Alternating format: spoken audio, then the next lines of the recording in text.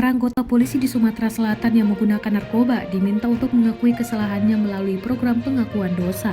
Program tersebut digagas Kapolda Sumatera Selatan, Irjen Eko Indra Heri untuk memberantas penyalahgunaan narkoba di dalam tubuh Polri. Mereka yang memanfaatkan program itu juga dipastikan tidak akan dikenai sanksi hukum. Bahkan mereka akan dibantu untuk proses rehabilitasi hingga sembuh agar dapat kembali bekerja secara produktif. Hal tersebut disampaikan Kepala Bidang Hubungan Masyarakat Polda Sumatera Selatan, Kombes Supriyadi, Senin 6 Juli 2020. Sejak program itu disampaikan pada 15 Juni 2020 lalu, Supriyadi mengatakan sudah cukup banyak anggota polisi yang memanfaatkannya. Tercatat hingga saat ini ada sebanyak 240 anggota polisi di Sumatera Selatan yang mengaku telah menggunakan barang haram tersebut. Pengakuan itu disampaikan melalui surat yang dikirimkan kepada Kapolda secara langsung.